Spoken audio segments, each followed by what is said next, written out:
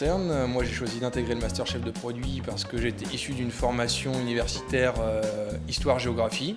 Je me suis rendu compte que la principale chose qu'on me mettait en avant, qu'on me reprochait entre guillemets, c'était de ne pas avoir d'expérience significative dans une entreprise. Donc pour moi l'idéal c'était l'alternance. Moi après une formation de maquilleuse artistique, j'avais besoin d'aller au-delà de la technique et de la vente. J'avais envie d'aller en amont sur la production, la création et la formation des équipes.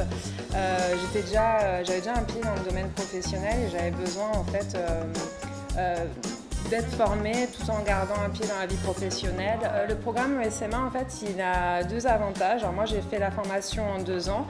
La première année est très généraliste et ça nous permet vraiment de comprendre en fait le mode de fonctionnement d'une entreprise. On va passer du recrutement, donc plutôt RH, à la comptabilité, au fonctionnement de l'entreprise. Donc on a vraiment une visibilité globale sur le fonctionnement d'une société. Et en 2e année, on va vraiment se spécialiser sur notre matière, donc chef de produit, et devenir vraiment spécialiste de notre domaine. On a eu des cours, même dans le MSA2, qui restaient un peu généralistes.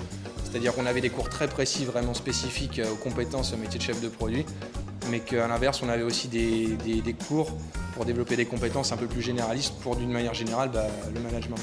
Donc que ça soit sur de la comptabilité ou du management de projet ou la qualité, qui sont donc des parties un peu annexes et qui sont quand même très intéressantes. Il y a le DOP, le département d'orientation professionnelle, qui est vraiment présent avec des jeunes femmes très sympathiques qui sont à l'écoute et qui nous donnent vraiment les clés pour faire le point sur notre parcours, savoir d'où on vient, quelles sont nos compétences, comment les mettre en avant. Et j'ai bien apprécié, surtout avec le DOP, donc l'organisme qui gère pour la recherche des stages, j'ai bien apprécié en fait les encouragements de la personne qui me suivait, à savoir qu'au bout d'1 mois, on a un point.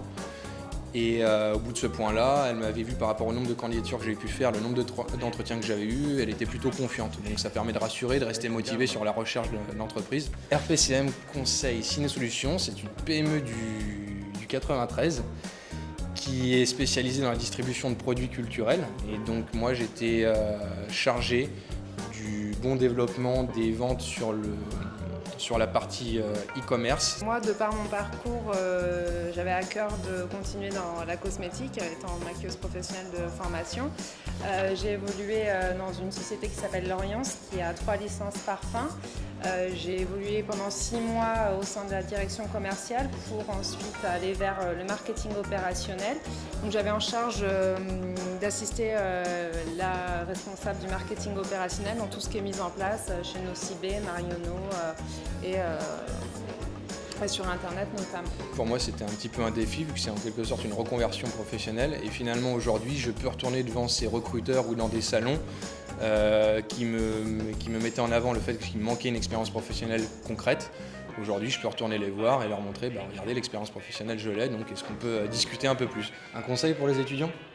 Un conseil, donc motivation, rigueur, implication, comme dans tout projet personnel. Le conseil que je donnerais, moi, c'est de ne pas hésiter, surtout à l'heure actuelle où les entreprises, de plus en plus vu la conjoncture, cherchent des gens tout de suite opérationnels qui ont déjà de l'expérience.